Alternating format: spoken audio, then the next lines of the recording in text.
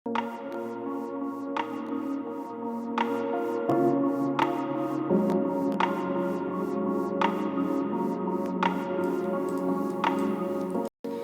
дор суух тавтай морил би бол хөтлөгчийн хот. Хуульч Агима хэргийн товч нэвтрүүлгээ хүргэх гэж байна. Энэхүү нэвтрүүлгийг маань Одон дор суугийн алтан гишүүд болон бид аз жаргалыг үйлдвэрлэдэг Boss кондитер компани Shira шар сүүний хамттан ивент итгэж байна. Нэвтрүүлэг маань та бүхэнд YouTube-ийн Одон дор суугаар болон NTV телевизээр 83.3 107 столгоны Одон радиогоор хүрч байна. За өдрийн мэндийг. Өдрийн төргий. За их том сэдв байна те. Энэ бол үр хөндөлт гэдэг зүйл бол ерөөсөө хүний амь амьдралтай шууд холбоотой зүйл. Тэгээд дээрэс нь зүгээр амь амьдралаас гадна тийм энэ чинь маш гүн гүнзгий философи ойлголт бас давхар явж идэг. Шашин, ёс суртахуун, тэ хүмүүсийн итгэл үнэмшил. За тийм магадгүй нөгөө шашин талаас нь бодох юм бол тэ маш гүн гүнзгий утгатай зүйл тэ. За үүнээс гадна яг энэ асуудал эрх зүйн онлайн маш томоохон маргаануудыг дагуулж идэг асуудал байдаг. Тэгэхээр хоёлаа өнөөдөр одоо энэ үр хөндөлт гэдэг энэ одоо юу гэмт энэ бас зам ёсны биш боловч өнөөдөр амьдрал дээр байх л ёстой нэг юм үйл явц болчиход байна л да тийм ээ хүн өөрийнхөө амьдралыг шийдэхийн тулд тэ үр хөвгттэй байх ёстой юу ёсгүй юу гэдэг одоо тэр шийдвэрт нөлөөлж байгаа чухал юм ажиллагаа гэж хэлж болох юм да тий ажиллагааны нэг хэсэг болчиход байгаа. Тэгэхээр энэ асуудлын эрх зүйн одоо сургамжтай кейсүүдийг онлайн талаас нь ер нь бол нэлээд онлайн эрх зүйн лекцийг чамд уншиж өгөх гээд байж байна. Тийм. Харин тийм. Нэг байх энийг хориглон гэчихээр энийг хэцүү. Тийм. Зөвшөөрчин гэдэг нь бас өөрөө бүр хэцүү болчиход байгаа. Тийм. За тэр хүсээгүй хүүхэд гарчлаа гэж бодоход тэр хүүхдийн ирээдүй яах вэ? За тэгээд тэр эцэг эхийн ирээдүй бас яах вэ? Тийм. Хүүхдэд тижиж чадах уу, өөртөө амьдралыг авч чадах уу гэх юм уу гэх мэтчлээ. Ер нь маш хэцүү л зүйл байна. Тийм. Одоо үр хөндөлт гэдэг энэ зүйл чинь одоо юу гэдэг бид нар түүхэндээ хүн төрөлхтний түүхэнд хориглож шүтсэн, чөлөөтэй тавьж шүтсэн. Энэ ерөөсөө цоо шин зүйл биш. Бүр эрт дээр үеэсээ энэ зүйл байсаар л ирсэн. Одоо тэ хүн төрөлхтөө баг үүсэх үед л хэрвээ тухайн жирэмсэн хүн хүүхдээ гаргахыг хүсэхгүй болвол ямар нэгэн механик аргыг өөрийнхөө амь насанд аюултай байдлаар ч хамаагүй. Тэгээ манай нэг кинон дээр хүртэл гардаг штэ нөгөө зориуд морь унж тавхаад ч үлээ те мориноос ингэж нөгөө унж мунаад хүүхдэд зулбуулах гад энэ явц ч гэсэндээ үндсэндээ бас л ургийн амь насыг тасалж байгаа юм үйл явц шүү. Тэгэхээр ерөөсө цоо шин зүйл биш. Нэг орчин үеийн шинжлэх ухаанд хөгжсөндөө гараад ирсэн зүйл биш байгаа.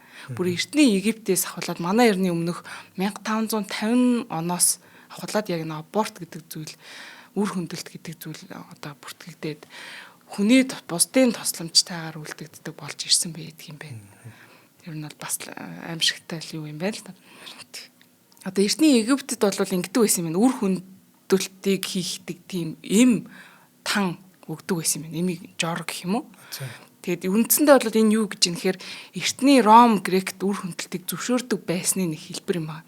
Үр хөндөлтийг одоо тэр процессыг явуулахын тулд үр хөндөлтөнд зориулсан эм гаргаж ийна гэдэг бол өөрөө зөвшөөрөөд байгаа нэг юм хэлбэр байхгүй. За үүнээс хоошоо хүн төрөлхтний түүхэнд Христийн шашинд гарч ирэхтэй одоо юу гэдэг гарч ирснээсээ хойш үр хөндөлтийг бол аллах гэж тодорхойлж үзэх болсон. Хүний амийг хөнөөж ийна. Хүний амь насыг хөнөөж ин гэдэг утгаар ураг одоо ихийн хөвлөд бүрэлдмэгц тэнд амь амьдрал явагдчихна гэж үздэг ариун амьдрал. Тэгэхээр эннээсээ болоод үнийг аллах гэж үзэх болсон байна. За тэгээд яг нөгөө шашин нөгөө пап ламууд гарч ирэхдээ ирэх болгондоо л ер нь янз бүрийн пап ламууд янз бүрийн л байдлаар энийг зарим нь аллах гэж үздэг байсан болвол зарим нь одоо ингээд араа хүлээцтэй хандах те одоо янз бүр л байсан юм байна ер нь түүхэндээ. За тэгээд 19-р зуунд Европ, Америкт үр хөндөлтийг юм хориглож исэн бүр хуйлууд маш идэвхтэй тэр чигээрэл ер нь үр хөндөлтийг аллах гэж үзэх болсон байна. Энэ нь шашинтай бас шууд холбоотой байж болно. Шашинаараа бол аллах гэж үзээд байсан учраас те. За тэгээд Америкт бол 1821 онд хамгийн анхны хууль гарч исэн. 1860-ад онд ихэнх мужид хоригдсан баг. Муж болгон өөр өөрсөн гэсэн хуультай шүү дээ, тийм ээ. За тэгээд энэ нь бол нөгөө эрэгтэй эмч нар эмэгтэйчүүдийн эрүүл мэндийг хяналтандаа авах зорилготой гэдэг ийм агуулгаар 1857 онд гарч ижээ. За тэгээд энэ ядуу цагаач энэ өнгөт арьснуудыг хэд төрөлтөөс одоо хамгаалах гэх юм уу? Хэд төрөлт үүсгэхээс зогсоох зорилгоор одоо бас ийм юутай байжсэн хориглолт хийдэг байсан гэх юм. Үрчгээс нь сэргийлээд байгаа юм уу? Үр хөндлөлт хийхийг хориглоод байгаа. Үр хөндлөлт хийхийг хориглоод. Тий. Тэгээд энэ хуулийн зорилго нь тийм байсан гэдэг би бас энэ дээр гайхаад л байгаа. Наач тэг эсрэгцээд шүү дээ хоорондоо. Тий. Ямар ч л одоо би энэ дээр буруу мэдээлэл яасан уу? Ямар ч хуулийн зорилгыг нь би бодоод байгаа хгүй. Яг аборт хийхийг хориглож штэ.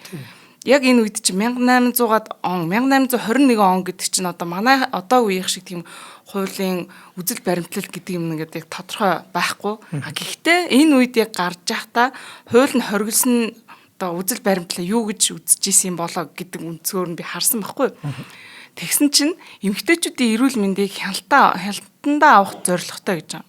За яг үр хөндлөлтийг ингээд хэрвээ чөлөөтэй байлгах юм бол нэг талдаа эмэгтэйчүүдийн одоо тэр эрүүл мэндийг эрсдэлтэй байдлаар үр хөндлөлтийг явуулж гэн тий одоо алтан ам ураг хөнөөж гэн ч гэдэг юм энэ бас байж болно.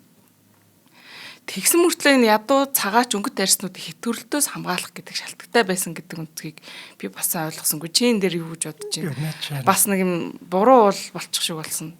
Буруу тайлбар олж харвуу эсвэл би мэдэхгүй байна. Тэр чинь одоо үрчгийн зогсоо их юм бол тэр чинь үр хөндлөлтийг зөвшөөрөх хэрэгтэй шүү дээ. Харин тий жирэмсэн боллоо бол ингээл баг тий зогсоогоод байх хэрэгтэй баймаар юм. Араа өөр байсан юм болов. За тэгээд энэ нөхцөл байдал 20 дугаар зуунд өөрчлөлт гарсан гинэ. Тэгэхээр 1920 онд зөвлөлт холбоот улсад үр хөндлөлтийг хуульчилсан хамгийн анхны улс болж исэн гэж байна. Оросын холбооны улс. За тэгэхээр 1931 онд Мексикт хүчингийн хохирогч болсон тохиолдолд тэ жирэмсэн болчих юм бол аборт хийхийг зөвшөөрдөг болсон юм байна. 1967 онд Их Британд одоо Abortion Act гэдэг юм хууль батлагдчихсэн юм байна. Тэгтээ үр хөврөл нь 12-7 хоног хүртэлх хугацаатай тийм одоо бага сартай болвол ахуулгыг зөвшөөрдөг юм байсан байна. Наа чин антай их сонио ойлголт байхгүй юу? 12-7 хоног гэж байгаа хугацаа зааж өгч байгаа. Тийм. Яг тэр дөнгөж ураг одоо эмбрио болоод тий. Тэр чи эмбрио болонгуудаа л чи амьдрал үүсчлээ гэж бодох хэрэгтэй шүү дээ. Энэ дээр арай өөр ойлголт байдаг юм байна лээ. Одоо хоёлаа шууд одоо энэ асуултан дээр чинь яриа авчи. Энэ нөгөө философийн ойлголт бас байна шүү дээ. Амьдрал яг хизээ үүсдэг юм бэ? Хүний амьдрал яг хизээ үүсдэг. Дөнгөж ингээл те өндгөө 9-9 нийлээд ингээд нэг юм хоёр тишээ ингээд 9 хуваагдаал эндээс эхлээд ингээд амьдрал гэж үсэх юм уу? Эсвэл тэр ургийн зүрхэн цохилж ихснээр амьдрал гэж үсэх юм уу? Эсвэл уураг тарих бүрлдэж ихснээр амьдрал гэж үсэх юм уу? За яг энэ хэрэг дээр асуудлыг тодорхойлох зорилгоор ингээд шүүх хурал бас явагдсан байгаа хгүй юу? Энэ хэргийнхэн талаар хоёлаа ярина. Үндсэндээ ингэж үтсэн байдаг юм байна. Үр хөндлөлт хийх юм маш олон аргууд байдаг юм байна л да. Тэрний дунд нь маш аимшигтай аргууд ч бас байдаг юм байна. Одоо бүр ингээд том болцсон болвол тэр чи баг ингэж төрүүлж гаргаад тэгээд ингээд гараад ирсэн тэр ургийг тархийг ингээд суруулж аваад ингэж тий бүр ингэж амин юу яадаг тийм арга хүртэл байна. Эсвэл тэр дотор нь тэгээ ингээ ураг тархийг соруулж авчаад тэгээд ингээ жижиглээд ингээ ятсан юм л шүү дээ аимшигтай. За тэгээд төрүүлж гарахгүйгээр тэр дотор нь ингэж хуваагаад гаргаж ирэх ч юм уу. Маш олон аргууд ер нь байдаг юм байна. Тэгвэл яг энэ асуудлаас болоод ингэж ураг хизээ өвдөлт мэдэрдэг вэ гэдэг асуулт үүссэн байгаа байхгүй. Тэр чинь ингээд жижигхэн амтан байна шүү дээ, тэ амьд амтан. Тэр амтан өвдөлт мэдэрж байгаа юу гэдэг ийм асуудал яригдсан байгаа хгүй. Тэгээд энэ дээр эрдэмтэд хүртэл ажилласан байгаа юм. Ураг хизээ өвдөлт мэдэрдэг юм болоо. Тэгээд ийм ойролцоогоор ийм баримжаа хугацаа гаргаж ирсэн байгаа хгүй. Тэгээд энэ одоо шүүхийн шийдвэрүүд улс орон даяар энэ гараад байгаа хуулиуд бас тэр шинжлэх ухааны ийм таамгийг үнэлж байгаа. Үндсэндээ эн чинь таамаг байхаас өөр аргагүй шүү дээ. Тэр урагаас ингэж нөгөө би өвдөж ин гэдэг юм гарч ирэхгүй учраас ингээд нөгөө өөр шинжлэх ухааны аргаар судалж гаад өвдөлтийг хизээ мэдэрч байгаа вэ гэдгээр нь таамагладаг юм байна. Тэгээд ер нь бол эрх зүйн ойлголтоор одоо би энэ дараа дэлгэрэнгүй тайлбарлаад өгнө. Ураг гэдэг бол амьдрал биш гэж үздэг. Амьтан биш. Энэ бол зөвхөн potential life байхгүй юу? Гарч ирэхэд амьдрах уу, амьдрахгүй юу? Тэр нь дараагийн асуудал. Яг гидсэн дотроо ингээд байж байгаа тэр ураг бол амьдрал биш гэж үздэг юм. Нэг бодлын харгас юм шиг байгааз. Гарч ирээд амьтай хүн гэж тооцож байгаа юм уу? Тийм. Гарч ирснээрээ амьтай яг хүний тоонд орж байна. Тэр чинь гидсэн дотроо хөдлөөд намайг өшгөлөөд байгаа шүү дээ. Энэ чинь амьтай байна гэдгийг нотолцоод тах чинь ийм ангар юм хийж байгаа юм уу те? Ер нь одоо энэ дээр хоёлаа онлайн талаас энийг эрх зүйн хувьд яагаад тэгж үздэг вэ гэдэг талаар хоёлаа ярих болно. Тийм. Айгу хүн сэдв ярих гэж очиж нэг хамтран ажиллагч ярих юм уу? За тийм. За өнөөдрийн дугаарыг би даз жаргалыг үйлдвэрлэдэг Moncondi брендийн Shira шар сүүний амттан одоо ивент итгэж байна. За Shira гэдэг энэ амттан нь дөнгөж одоо шинээр гарч байгаа ийм бүтээгдэхүүн юм байна. За шар сүүний хатуу чихрийг зөөлөн 99 чихэр болгосон ийм одоо чихэр юм байна. За бүтээгдэхүүний ач холбогдол нь D болон B витаминаар баялаг, элсэн чихрийн агуулмж бага. За уургийн агуулмж өндөр, кальц, цайр агуулсан ийм давуу талтай юм байна. За худалдаалж байгаа цагууд нь баруун дөрвөн зам болон 5 шард байдаг боос агуулгах төвүүдээр за мөн бүх сүлжээ дэлгүүрүүд бөөний төвүүдээр худалдаалж байгаа юм байна. За Moncondi гэдэг Facebook-ийн хуудас байгаа. Тэрний чатботоор захиалаад онлайнаар та хүргүүлээд авах юм боломжтой юм байна. За ингээд үндэсний үйлдвэрлэгчид дэмжиж Moncondi-г сонгоорой гэж уриалмаар байна. За баярлалаа. За баярлалаа. За энэ үр хөндөлтийн эрх зүйн маргаануудын гол цөм нь ер нь бол ингээд онлайн маргаан үүсдэгдэг гэсэн үг. За тэгээд эрх зүйн онолчдын бол үзэж байгаагаар үр хөндөлт хийлгэнэ гэдэг энэ зүйл бол хүний хувийн одоо privacy right байхгүй юу? Хүний хувийн эрх, хувийн нууцтай байх эрх. За тэгээд нөгөө нэг бие даасан байх эрх, хинээс ч хараат бусаар би өөрийнхөө бие махбодтой холбоотой шийдвэрийг гаргах эрх. За тэгээд дээрэс нь тэгш эрхийн зарчим. Тэгш эрхийн зарчим энэний ард бас дахиад маш том ойлголт байдаг. Ер нь бол эмэгтэй хүн энэ төрөлт болон одоо жирэмслэлттэй холбоотой процесс төр илүү хүнд ачаа үүрдэг. Тэр ийм учраас одоо юу гэдэг нь өөрийнхөө биеийг мэдэх эрхтэй байх ёстой гэдэг ийм ойлголтууд ингэ явж идэг. Америкийн нэгдсэн улсын үндсэн хуулийн 11-р 14-р нэмэлт өөрчлөлт гэдэг нэг ийм одоо хууль байна те 14-р нэмэлт өөрчлөлтөд тусгагдсан зохистой эрх чөлөө гэдэг нэг юм ойлголт байдаг. Зохистой эрх чөлөө. Тэгэхээр энэ зохистой эрх чөлөө гэдэг энэ зүйл бол үндсэндээ энэ үр хөндөлтийн одоо асуудлыг багтаадаг гэдэг дээр эрх зүйн онол гэж хоёр хуваагдаж яваад байдаг гэсэн. Энэ бол эрх зүйн одоо яг хуульч судлаач нарын хувьд бол сонирхолтой юм л да. Энэ 14-р нэмэлт өөрчлөлт нь иргэний дайны дараа батлагдсан. Үндсэндээ иргэдийн эрхийг энэ одоо мужи улсуудын эсрэг ийм хамгаалах зорилготой гэсэн үг байхгүй. Хүн ийм эрхтэй мужи улс бол ингэж болохгүй гэж заасан байгаа. За яг тэрийг үгчлээд унших юм бол ямар ч мужи хуулийн зохистой журмаар гэж байгаа.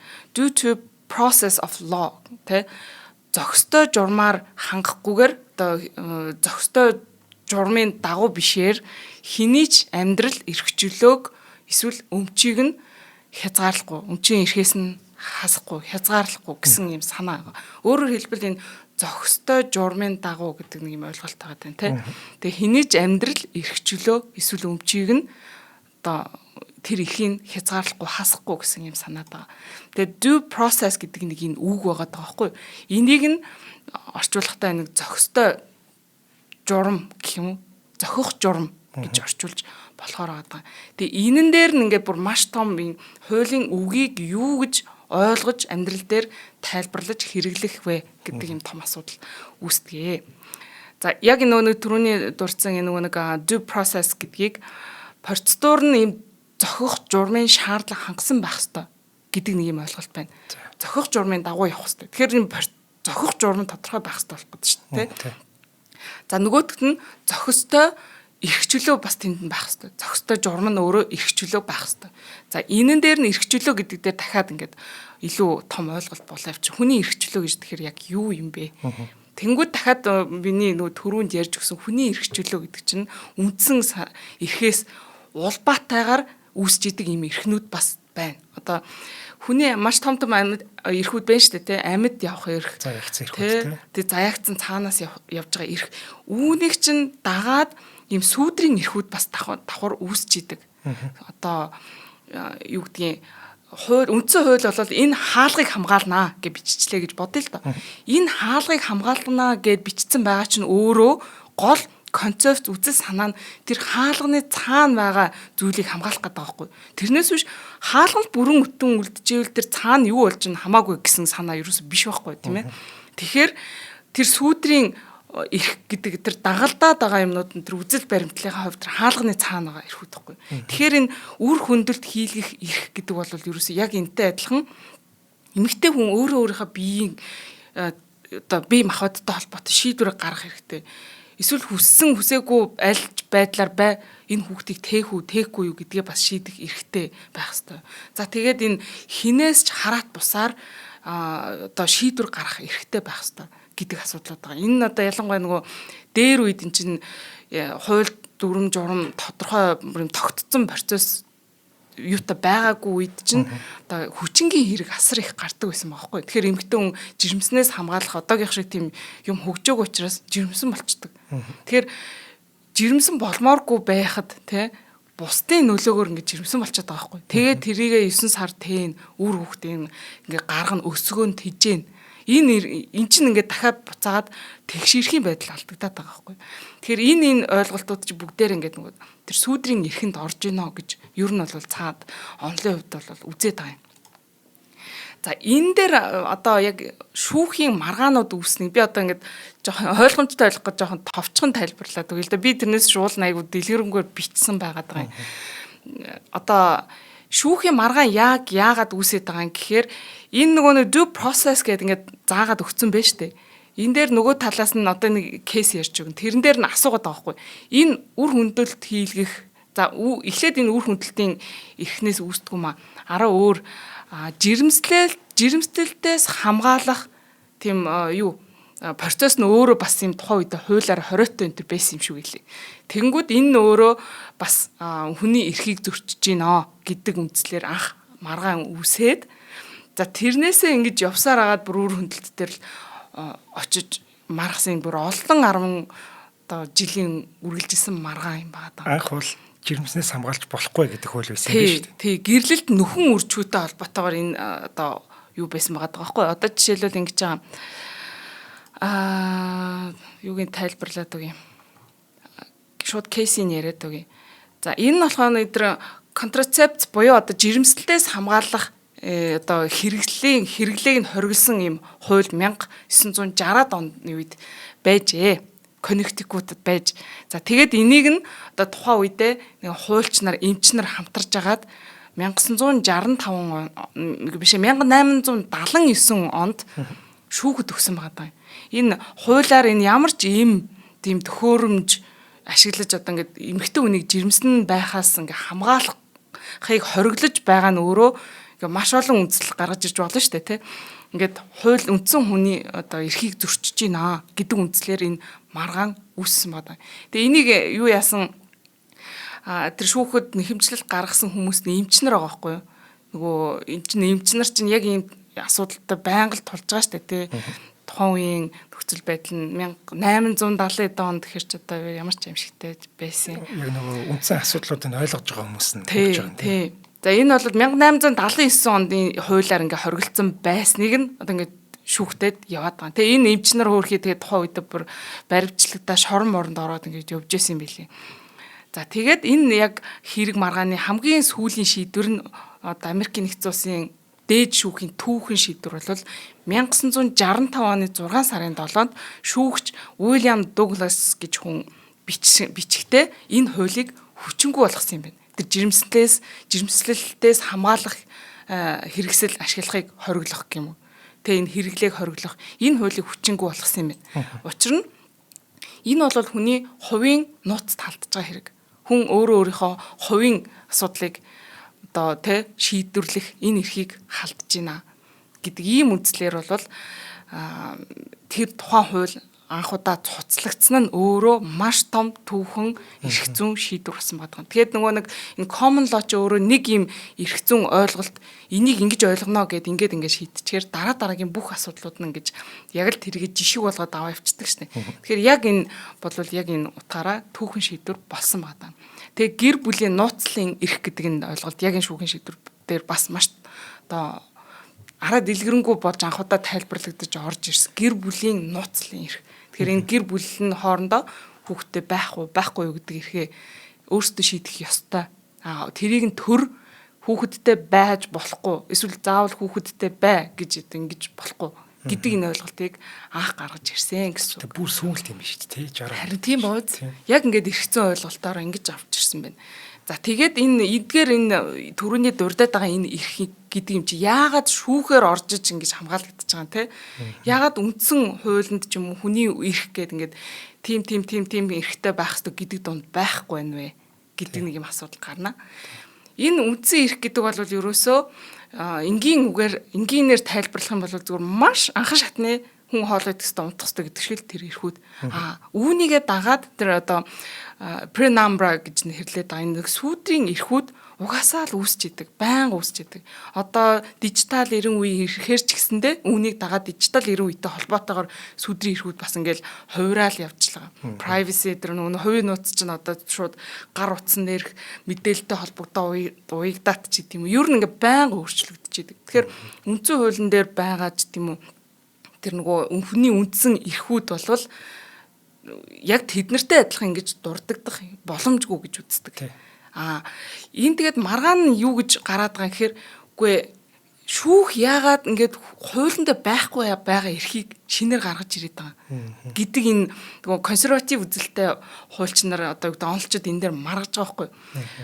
Хууль тогтоогч гэдэг чинь тий ард түмнээс сонгогдсон төлөөлөгч нар хууль тогтоогоо шийдчихэж байгаа. Гэтэл яагаад шүүгч гээд нэг хэдэн хүн суужгаад хуулинд байхгүй юмыг ингэж ойлгоно, ингэж тайлбарлана гээд ингэж шинээр эрх үүсгээд байгаа юм бэ.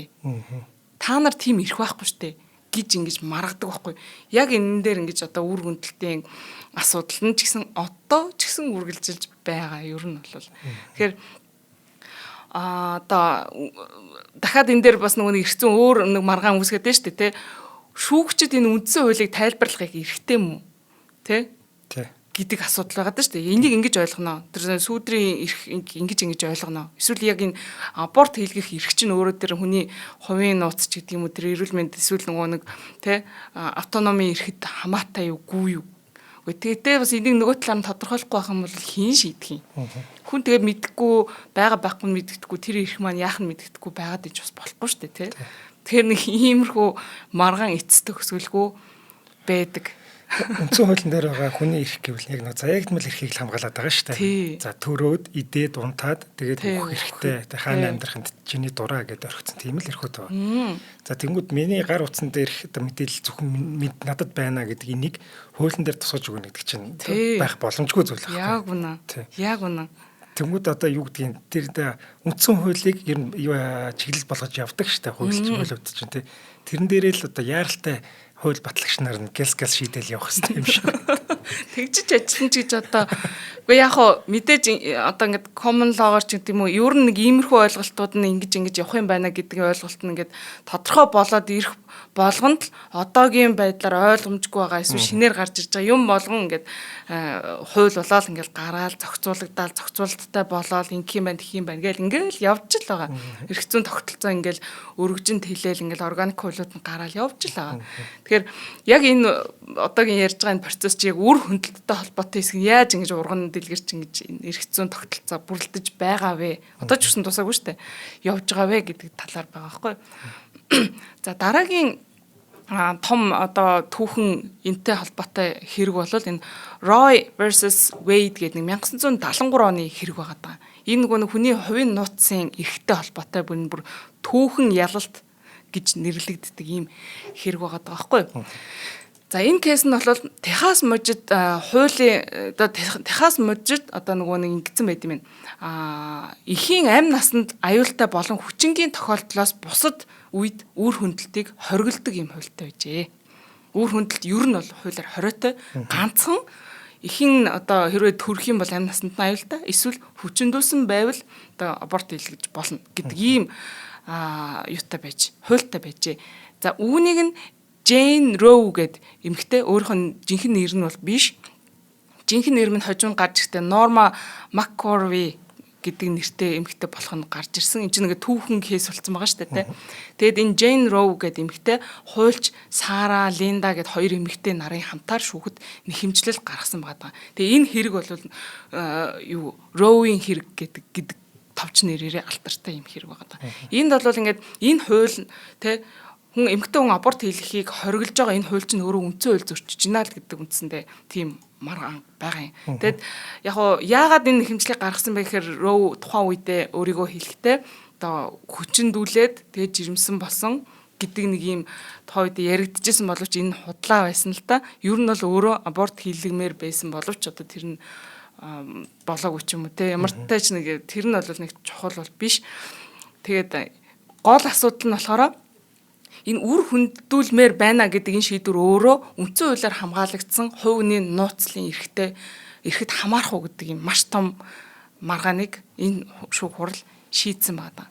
Тэг яагаад одоо маргаан үүсэдсэн бэ гэхээр эмэгтэй хүний бие махбод бол ингэдэг тэ би өөрийнхөө бие мэдэн штэ. Тэг төр болоод миний энэ шийдвэрт оролцож болохгүй байхгүй гэдэг үндслэл байна. За тэгээд нөгөө нэг түрүүнд ярьсан тэгш ирэх юм байдал те нөгөө нийгэм эдийн засаг аль аль нороо авчих штэ. Тэг эрүүл мэндийн асуудал.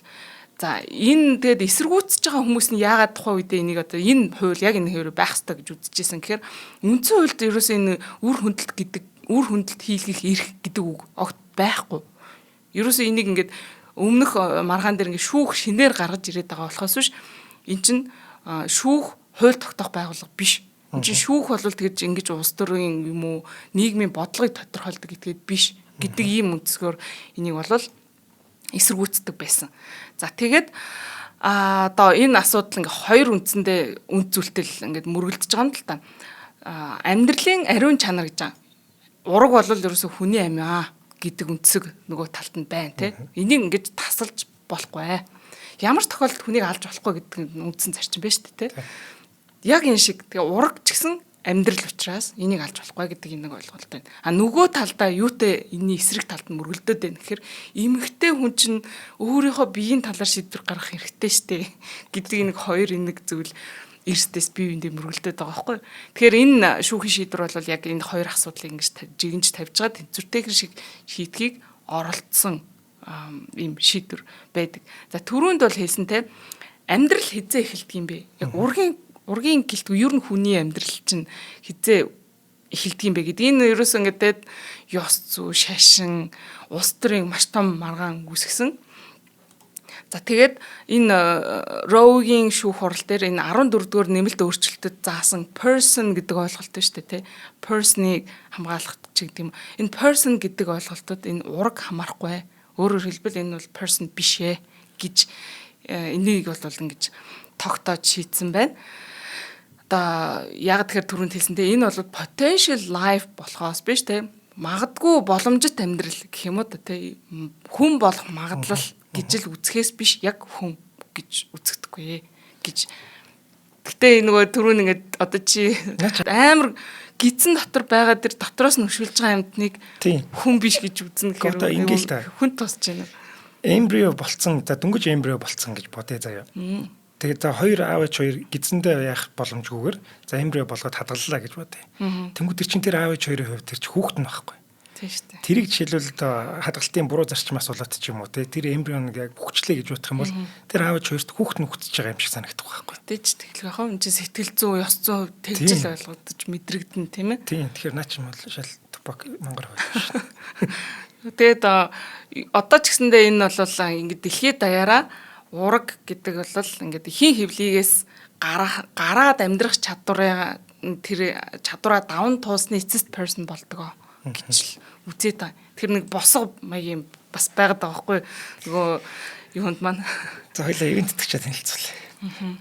За өнөөдрийн дугаарыг манай Од Мөндөр сувгийн алтан гишүүд ивент итгэж байгаа. За алтан гишүүдэд ямар учиртай хүмүүс байдаг вэ гэвэл бидний үйл ажиллагааг 100 мянган төгрөгөөр дэмжсэн хүмүүсээ бид нэр алтан гишүүд гэж хөргөмжлөөд за Facebook-ийн нууц бүлгэндээ бүртгэж авдаг юм.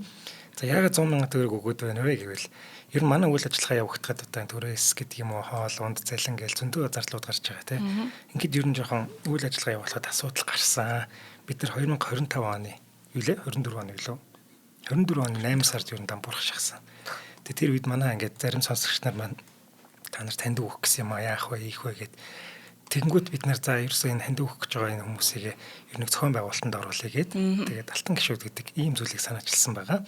За 100,000 төгрөг гэдэг үг нь мөнгөнд түн яаж гардаг вэ гэхээр бид нар нэг үйлрэлд 1000 нэвтрүүлэг бэлтэж хүргэдэг. За тэгээд нэг нэвтрүүлгээ 100 төгрөгөөр үнэлэхээр ингээд 1000 нэвтрүүлэг маань 100,000 төгрөг болчихж байгаа юм.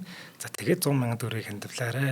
Бидний үйл ажиллагааг дэмжээрэй гэж хүссэн чинь манай алтан гишүүд гарч ирээд та бүр дэмжих шиг болсон тийм ээ. Од мөндрийг босгосон доо ер нь. Тэстэ аварч гаргасан. Алтан гишүүд байгааг бол од мөндөр хэдийн байхгүй болчихсон байх байлаа.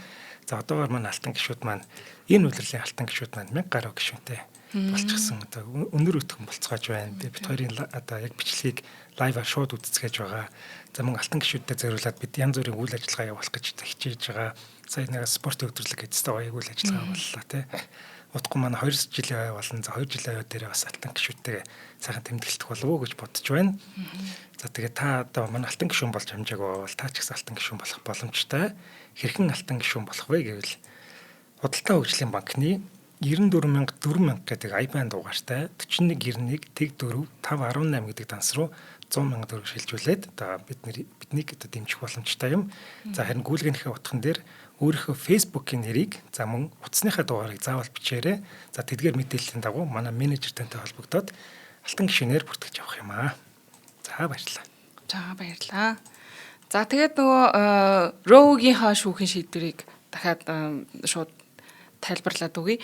Энэ шүүхийн шийдвэр дээр бас нэг гаргасан түүхэн шийдвэр юу байсан бэ гэхээр үр хөндлөлтийг ингэж нөгөө жирэмслэлтийн явцаас нь хамаарат ингээ 3 ангилъя триместр болгоё гэдэг энэ нэг түүхэн шийдвэр гарсан. Одоо жишээлбэл бага сартай юм уу одоо тэр 12 7 хоногтой ч гэдэм үү энэ хүртэл нь альж муж ус ч гэдэм төр ерөөсө хориглож болохгүй гэдэг шийдвэрийг тухайд гарсан.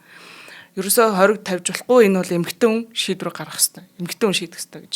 За хоёрдугаар семестр дээр триместр дээр нь буюу одоо нөгөө жирэмслэлтийн 3-аас хойшоос харууд дээр энэ эхийн эрүүл мэндтэй холбоотойгоор ингэж одоо ургийн амьд таслах юм хийж болох юм гэж. За тэгээд хугацааны хувьд л ингэж жирэмслэлтийн хугацаагаар үр хөндлөлтийг таслах. Харин хэдэн цаг байгаа байхгүй. Нөгөө 3 сараар ингэдэг штеп. Тэрийг 3 сараар хуваачдаг байхгүй. 1-р, 2-р, 3-аар гэд. За тэг 3 дахь шатандаа бүр хүрсэн. Тэг нөгөө төрхөөс баг өмнөх хэдэн сар дээр нь 3 дахь триместр дээр нь одоо ургийн энэ амьдрах чадвар энэ хүрсэн үед бол муж бас ингээд юу яаж болно. Үр хөндлөлт хийлэхгүй байж болно. Өөрөөр хэлбэл ураг амьдрах чадвараа эхийн хөвлөдөө олцсон байх үед үр хөндлөлт хийж болохгүй гэж хориглож болно гэж ингэж шийдсэн байна. За энэ тохиолдол одоо ингээд анх удаа үр хөндлөлтийг шүүхийн журмаар ингэж явах нь зөв юм байна гэдэг нэг түүх шийдвэрийг гаргаснараа алдартай. Ер нь бол ингэж харагдаад байна. Яг аль талдаа ашигтай ийм шийдвэр. Дундуур нь яг дундуур нь тэнцвүүлж ингэж гаргасан гэж ярьсан шүү дээ. Яг ингэж шийдснээрээ энэ шүүхийн шийдвэр алдартай. За дараагийн шийдвэр Planned Parenthood болон Casey нарын 1992 оны нэг юм шүүхийн шийдвэр байгаа. Underburden стандарт гэж одоо нэг юм юутай эрх зүйн юм өөрчлөлтийн талаарх шийдвэр байхгүй. Тэгээд энэ 92 оны шийдвэр нь одоо энэ үр хөндлөлттэй холбоотой энэ эрх зүйн тэр тогтсон байсан ойлголтыг яг уу ерөнхийд нь баталгаажуулсан атлаа юм нэг логикийн хувьд нэг юм эргэлтийн цэг авчирсан кейс болсон гэж үздэг юм байна. За энэ дээр нь ямар очиртай байдаг гэхээр ингээд нөгөө эхний 3 сарын хугацаанд альч мууж ус юу яаж болохгүй үр хөндлөлтийг хориглож болохгүй гэд түрүүн шийдсэн шүү дээ. Роугийн шүүхийн шийдвэр дээр. За ингэхдээ хуульчлагтай мууж усууд яагаадсан гэхээр үр хөндлөлт хийлгэх одоо болвол 24 цагийн өмнө хүсэлт гаргаад хүлээн. За ингэхдээ дээрэс нь бас мэдээг үйлжүүлэлт хийлгэх зөвшөөрөл одоо бөглөж өгнө. За тэгээд насанд хүрээгүй бол мэдээж эцэг хийн зөвшөөрөл. За гэрэлсэн эмэгтэй байвал нөхөртөө мэдэгдэж тэ гэж хамтарсан юм мэдгдэл яах гаргах ийм үүрэгтэй. Гэт ингээд процессжуулсан хуулиудыг можууд хэрэглээд явж ижээ. За энэ дээр энэ шүүхийн шийдвэр нь юу гэж одоо маргаан үүсгэсэн бэ гэхээр энэ undue burden буюу хууль өөрийнхөө би ингээд нөгөө эрхээ хэрэгжүүлэх гэсэн чинь наан ингээд бөөн процессын юмнууд тавиад миний эрхийг ингээд надад эрхээ хэрэгжүүлэхэд төв болоод штэ. Ятаргаа болоод штэ гэсэн санаа авахгүй юу? Ингийн үгээр ярих юм бол за тэгээд ингэх ёстой юу үгүй юу гэдэг дээр. Тэгэхээр яг энэ одоо шүүхийн шийдвэр нь яасан гэхээр энэ 24 цагийн хүлээлт эсвэл одоо за хүсэнгүүтээ шууд тэр дороо орох хэрэгтэй ийм юм байж болохгүй. 24 цаг хүлээх гэдэг бол үнцэн зөвшөөрөхгүй асуудалгүй. За тэгээд тэр нь мдээгүй үйлдвэрлэлийн зөвшөөрөл гэж байгаа. Уучлаарай чи чамд юу хийх гэж чи өөрөө мэдэх ёстой, тий? Тэгэхээр энийг хэлээд байгаа. За эцэг эхийн зөвшөөрөл бол мэдээж ойлгомжтой насанд хүрээгүй хүүхэд яасан. Харин нөхөртөө мэдэгдэж нөхрөөсөө зөвшөөрөл авах гэдэг нэг ойлголт байгаа даа шүү дээ, тий? Энийг чинь үндсэн хууль зөрчөөд байна. Undue burden үүсгэжлээ гэж үтсэн. Өөрөөр хэлбэл дахиад эмэгтэй өөрийнхөө мийг мэдэх ёстой, тий? Одоо ялангуяа гэр бүлийн хүчирхийллийн үед, тий? Хүчирхийлэлтэй амьдардаг эмэгтэйгийн хувьд нөхрөөсөө мэдэгдээд нөхрийнхөө тэр зөвшөөрлийг авчирна гэдэг бол боломжгүй. Тэгэхээр эмэгтэй хүнд дахиад энэ нөгөө өөрийнхөө эрхийг хэрэгжүүлж чадахгүй байх тэр боломжийг бүрдүүлж байна. Тэгэхээр энэ дээр undue burden гэдэг ойлголтыг ингэж хууль зүйн агуулгаар гаргаж ирсэн логикийн өөрчлөлт авчирсан хэрэг гэж энэ дээр үзээд байгаа. За яг энэ ч гэсэн юу гэнэ шийдвэрийн сонсоод байгаа. За тийм тэгээ ер нь бол тэгээд одоо түрүүний дурдсан Роугийн шийдвэрийг бүхэлд нь ингээд дэмжсэн байхгүй юу? Энэ дээр тэгтээ юу ойлголт бас нэг зүйлээрээ энэ шийдвэр кейсийн хэрэг алдартай байна. Шүүгчид ургийн одоо нэг viability буюу одоо амьдрах чадварыг нь одоо 24-өөс 28 7 хоног гэж ингэж тодорхойлсон ч гэсэн шинжлэх ухааны өөрчлөлтийг харгалзаад ингээ өөрчилж болно гэсэн нэг юм хэсэг дурддагддаг юм байна. За энэ нь болохоор бас нэг юм нэг үр хөндөлтийн эрх зүйн олд нэг шинээр ийм гаргаж ирсэн нэг хэм хэмжээ болсон юм байна л да. Тэгэхээр тэрнгээрээ энэ алдартай. Тэгээд undue burden гэдэг юм хүн одоо яг үр хөндөлт хийх үедээ хин нэгнээс зөвшөөрөл авч болохгүй гэдэг энэ шийдвэр гаргасан. За үүний дараа дахиад нэг юм маш ноцтой шүүхийн шийдвэр 2007 онд гарсан байдаг юм байна. Partial birth abortion гэдэг юм нэг маргаан байхгүй. За энэ ямар учиртай хэрэг вэ гэхээр энэ Гонзалес болон Кархарт гэж хүмүүсийн 2007 онд Америкийн нэгдсэн улсын дээд шүүхийн одоо гаргасан шийдвэрийн одоо эндээс яригдах гэж байна. Энэ Partial Birth Abortion Ban Act гэдэг юм одоо өөрөөр хэлбэл Partial Birth Abortion гэдгийг хориглох тухай хууль гэж байсны эсрэг одоо энэ шүүхийн маргаан үүссэн байгаа хгүй. За энэ ямар учиртай хууль вэ гэхээр 2003 онд батлагдсан нэг юм одоо partial birth abortion гэдэг нэг юм маш аимшигтай төрөний миний дурддаг арга байхгүй. Ургийг ингээд амьд байх үед нь ингээ хүчээр төрүүлж гаргаж ирээд гаргасныхан дараа тэг нэг толгойн төрүүлж гарч ирээд ингэж гаргаж ирснийхэн дараа ингээд тусна. Гавлын ясыг нь цоолоод ингэж тархийг соруулж авч байгаа. Энэ бол ерөөсөө бүр маш аимшигтай зэрлэг арга юм. Тэг ингээ үе мөчн ингэж хувааж салгаж авдаг. Энэ аргыг хэлээд байгаа юм. Тэг энийг хориглох тухай хууль байхгүй. Тэгэхээр энэ юун дээр энэ маргааныг л ёо бүр айгу муухай санагдаж байна энэ бүр. Ярих юм. За ярьчих. Тэ хориглолцсон юм чинь тий. Тий. Яг энэ хориглолдог байсан энэ аргыг бол ингээд жирэмсний нэг 2 дугаар триместр буюу одоо нэг жирэмсний дунд үед нь 13-аас 27 хүртэлх хоногт ингээд ашигладаг байсан юм байна л да. Тэгээ энэ нь болохоор тэр нэг уламжлалт арга байна шүү дээ тий.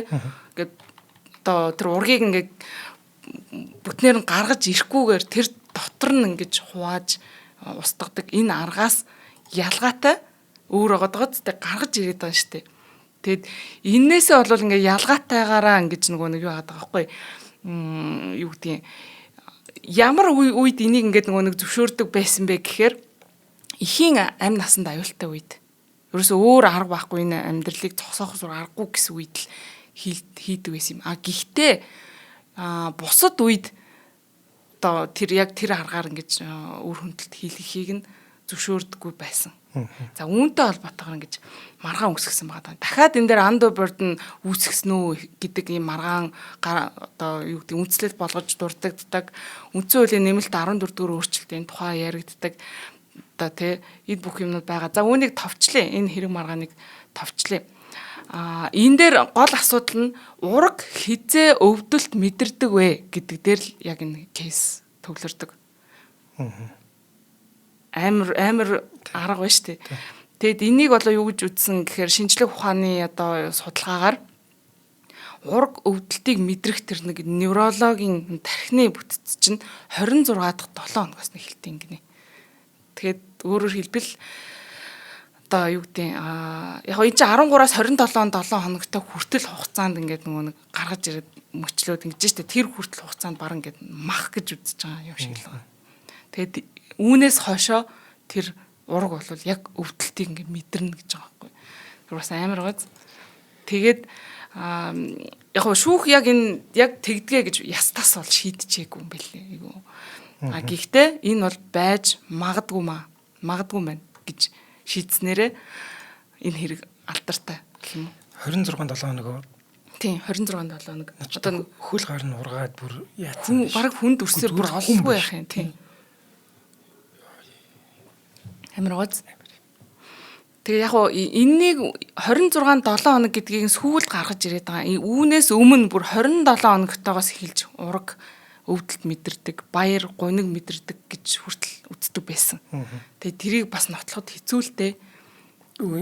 Нотлоход хэцүү чи хөгжим сонсоод уяраад байгаа штэ. Хөдлөөд ингээд сонсоод юм ингээд мэдрэлийн юунууд нь бас ажиллаад байгаа штэ. Гэхдээ яг бүр яг тэгж байгаагүй юу гэдгийг чинь ингээд бас тогтооход хэцүү л байх л та. Би бол тэгж бодож байна. Тэгэд энэтэй холбоотойгоор энэ шийдвэр одоо тэр нэг аборт хийх аргын талаар тий. Тэгээд энэ дээр ингээ хугацаа зааж өгсөн юм шийдвэр болж ижээ. Яг нь эрүүл мэндийн шалтгааны улмаар гэж ингээд as applied гэдэг яг тэр 29 хуулийн хүчингү болгоогүй энэ нэмэгтэйгийн хүснэр болгоогүй. Тэгтээ гол нь хизээ ураг хөвдөлт мэдэрдэг вэ гэдгийг ингэж тогтоож жишг гаргаж ирснээрээ энэ хэрэг одоо алдартай болсон. За одоо хоёлаа хамгийн сүүлчийн нэг хэргийг яриад өгье. Тэгээд одоогийн одоо яг аборт хийлгэж байгаа нэрхцэн ойлголт нь дэлхийд ямар явж байгаа гэдгийг хэлээд өгье. За энэ хэрэг бол ерөөсөө саяхны 2022 оны хэрэг байгаа. Энэ одоо Dobbs болон Jackson Women's Health Organization гэдэг энэ хоёр байгууллагын хоорондын юм маргаан баг. 2022 он. За энэ шийдвэр бол ерөөсөө нөгөө түрүүнд дурдсан Roe буюу одоо нөгөө түүхэн алдартай шийдвэр байна шүү дээ. Эмэгтэй аборт хийлгэх ёстой гэдэг энэ шийдвэрийг оронгоор нэрвүүлсэн шийдвэр ерөөсөө сайхан гарсан. Тэгээ одоо 50 жилийн туршид тэ энэ аборт хийлгэх энэ асуудлыг хамгаалж исэн тэр зохицуултыг огт өөрөөр эргүүлсэн. Яг эсэргээр шийдсэн. Одоо энэ үр хөндлөлт хийлгэх гэдэг бол энэ 14 дугаар нэмэлт өөрчлөлтөнд хамаарсан тэр одоо liberty-д хамаарахгүй гэж. Одоо тэгээд энэ яагаад вэ гэхээр үндсэн хууль чинь өөрөө одоо нөгөө гол үзэл санаа баримтлал нь Америкийн нэгдсэн улсын түүх, соёл, уламжлалт ийм гүн гүнзгий үндэслэгдсэн байх ёстой. Энэнтэй уялджээж л тэр одоо үндсэн хуулийн үзэл баримтлал санаа зохицуултууд тайлбарлагдах ёстой. Америкийн нэгдсэн улс түүхэндээ одоо абортыг болвол тэ хоригдж байсан түүхтэй. Зөвшөөрч бүр өмнө нь зөвшөөрч байсан. Гэхдээ түүхэндээ одоо нөгөө тэр Roe-гийн шийдвэр гарах хүртэл хугацаанд хориотой байсан байхгүй. Тэгэхээр эднэрийн түүх уламжлал нь юу юм бэ гэд үзэхээр эднэр хориотой л байсан байгаа байхгүй. Тэгээ яг энийг ингээд өнгө сая 2022 онд яг тэр агуулгаар нь ингээд шийдснээрээ одоо маш их маргааныг одоо хүртэл дагуулж байна. Тэгээд яг энэ шүүхийн шийдвэр батлагдчих гарснаас хойш одоо мужи улсууд энэ үр хөндлөлт хийлгэх асуудал одоогийн байдлаар 14 мужи улсад ингээ үр хөндлөлт хийлгэхийг хориглосон байна. Тэгэхээр энэ буцаад эргээд ингээд нөгөө нэг эрх зүйн ойлголтууд ингэж дахин өөрчлөгдөд байгаа байхгүй. Одоо тэнгууд магадгүй яг нөгөө сүүдрийн эрх гэдэгтэй адилхан яригдчихсэн одоо нөгөө нэг ижил хүүснүүд хоорондоо гэрлэх эрх гэдэг юм уу. Энэ бүх асуудлууд дахиад ингээд өөр болоод явах маш магадлал өндөртэй болчихж байгаа. Тэгэхээр яг хориглож байгааг би ингэж бодоод байна л та. Одоо чинь жирэмснээс хамгаалах сэргийлэх гэдэг юм уу тийм зөндөө одоо орлон аргууд гарцсан учраас эднэрийг ашиглаад та нар хариуцлагатай бай. Хариуцлага алдаад гэж хэлэх юм уу жирэмсэн болчлоо гэхэд бол та нар заавал гаргах хэвээр хариуцлага хүлэе гэсэн ийм утгаар тэд нэр хоригдж байгаа болов уу гэж би бодож байна. Энэ ч баг нэг талаа бас зөв юм. Нэгдгүн алахгүй. За хоёрт хариуцлага нэмэгдүүлж байна гэдэг юм уу гэх мэтчлэн ер нь зөв болов уу гэж бодож байна. Яг үнэ ер нь бол тэгжэл тайлбарлаж байгаа юм л та. Тэгэхээр энэ бол одоо орчин үед хамаагүй өөр болчихсон энийг одоо юу гэдэг илүү хариуцлагатайгаар жирэмслэх хэрэгтэй. Тэрнээс ч ингээд нөгөө эмгтэн тэгэл жирэмслээл авахлаа жирэмслээл авахлаа ийм юм бол байж болохгүй гэдэг үнцэг маш хүчтэй бол байна. Нөгөө талдаа одоо энэ асуудлыг шүүмжилж байгаа зүйл бол нөгөө нэг кобра эффект шүү дээ. Энэ үр хөндлөлтийг ингээ хуульчилж өгөхгүй байхаар дагаад ингээд нөгөө нэг хууль бус үр хөндүүлэх одоо ялангуяа нэг эрүүл мэнд эрүүл ахуйн стандарт шаардлага хангахгүй маш аимшигтай нөхцөлд ингэж үр хөндлөлт хийдэг. За үүнээс нь болоод элдв янзын өвчин хүмүүс ингэж хууль бусан үр хөндлөлт хийлгэх энэ асуудлыг ингээд дагаад ингээд өсгөждөг. Тэгэхээр ингэх гээд байгаа юм биш үү гэсэн юм ойлголтууд бас давхар ингээд маргаан болоод явж байгаа. Одоо ингэж байгаа хгүй. Дэлхийд 73 сая ингээд үр хөндлөлт ингээд хийгддэг гинэ. Одоо 73 сая гэдэг чинь юу гэсэн үг. Тэгээ 45% нэг эн чин зарим улсууд зөвшөөрж байгаа зарим улсууд ингээ хоригдж байгаа шүү дээ. Америкийн нэгдсэн улсад гэх юм бол ойролцоогоор 66% зөвшөөрж байна аборт хийхийг. За харин одоо Африк, Латин Америк гэдэг юм ойрогт орнуудын улсуудад бол ер нь бол ингээд хоригддог. Араа нөгөө Европын улсууд бол харин ингээд чөлөөтэй зөвшөөрж байгаа ч гэдэг юм уу За үүнээс ингээд хамаарад тэр нөгөө аюулгүй байдал гэдэг төвшин өөр байна гэж судалгаагаар одоо ингэж гаргаж ирээд байгаа байхгүй. Одоо хуульчилсан улсуудад энэ үр хөндлөлтийн процесс нь илүү аюулгүй явагдаад байна. Хориглоод байгаа улсуудад энэ үр хөндлөлт гэдэг юм чинь баг ингээд дээсэн дөрөний юу гэдвүлээ амь насаа ингээд бүр дэнчин 50 байж л хийлгэх юм процесс болчиход байгаа. Тэгэхээр энэ ингээд сөрөг үр дагавар нь маш их байна гэдэг юм одоо шүүмжлэл одоогийн байдлаар маш ихээр дагуулж байна. Тий одоо аимшигтай. Энэ дээр бас нэг аимшигтай хэрэг би энэ хэргийг юу яаж та бэлтэж явах та уншсан. Ингээд нөө Пенсильвани мужид 1970-аад оны үеэр ингэж нэг юм Women's Medical Society гэдэг нэртэй нэг юм эмнэлэг одоо хууль бас үр хөндлөлт хийдэг байсан гинэ. Тэгээ ингээд нөгөө цагдаа нар ингээд нэгжлэг хийгээд яваад очсон чинь бүр амар зүгээр аимшигэн кино цаашаа. Тэр нөхцөл байдлууд энэ төр бол энэ асуудлыг зохицуулахгүй болохгүй гэдэг энэ шийдвэрт бол хүрсэн юм билий бүр маш аимшигтай ингээд хүүхдийн бүр шал мал ширээ мөрийн дөрөнгө хүүхдийн тасарсан хөөл гар нэрэ энэ бүр амар зүр бүр тэр байшингийн нэртэй те бүр юу гэж нэр House of Horror гэж нэрлэдэг байсан бүр энэ үр хөндлөлтөөс болж бүр хамгийн аимшигтай кейс гэж энийг хэлдэм билий бүр аимшигтай ингээд хожим үеийн үр хөндлөлт нөгөө нэг түрүүний яриадсан том болцсон ургийг гэж гаргаж авдаг процессыг амьдаар нь төрүүлээ хүзүүнийх нь нурууны ясыг ингээ хайчилж байцдаг гэж. Гэхдээ нэрэ чи энэ өөрөөр хэлбэл тэр мэтийн юмыг дагуулах магадaltaй. Бас тийм юм. Тийм. Тэгэхээр бас аюултай юм баад аахгүй. Тэгэл нөгөө систем чинь ажиллах хэрэгтэй байхгүй. Тэр хууль бус газруудыг хоригл. Ядуу буруу орнууд тэднэр бүрээстэй бутгаалтаж байгаа юм шиг. За дуусах уу? Тийм. Тэгээ. юм шигтэй. Энэ сэдв бол үнэхээр хүнд сэдв байсан. Гэхдээ яг нөхцөл байдлыг харахаар айл талдаа л хэцүүлтэй. Тийм. Яг тэг хүчин төрөлцсөн байж идэг. Үсээг хөөхтэй байж идэг. Тэг ахуулахгүй хэцүү, ахуулах хэцүү тэг бүрээстэй. Тэгээ энэ эрх зүйн яг онол талаас маш сонирхолтой. юм л да энэ хэргийн.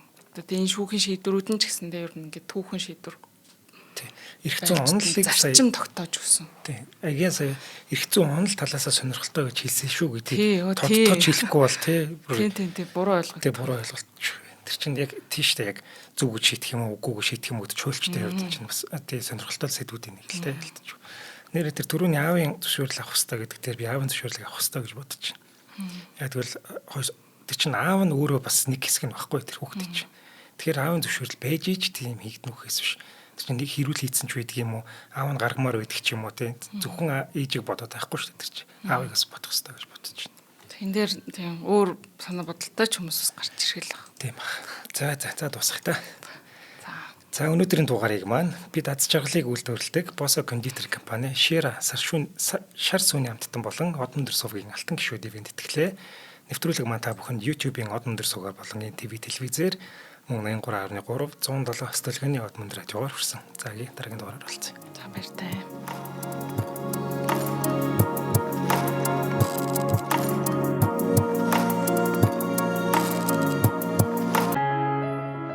Нэвтрүүлгийг хүлээн авсан Нарны аймгийн монголчуудтай баярлалаа. Од өндөр сувг нь энэ мэдчлэн таны мэдхүйн мянган нэвтрүүлгийг 2026 оны 7 сарын 1 хүртэл та бүхэндээ хүргэх юм. Их хэлээрээ шинжлэх ухаан танин мэдхүйг түгээхийн үлсэд нэгтгэх хүсвэл та бидэнд хандив өгөх боломжтой. Жилдээ ганцхан удаа 100,000 төгрөгөөр биднийг дэмжснээр шинжлэх ухаан танин мэдхүйг түгээх энэ үйл хэрэг амжилттай үргэлжлэх юм. Од мөндөр нэр дээрх Удаа өвчлийн банкны дансага 4191 тэг 4518. Та 100,000 төгрөгөөр шилжүүлэхдээ гүйлийн утга дээр нь өөрийн нэр болон утасны дугаараа заавал бичээрэй. 100,000 төгрөг хандалснаар Од мөндөр сувгийн алтан гишүүн болох юм а. Шинжлэх ухаан, танин мэдхгүй Монголд ялах болтугай.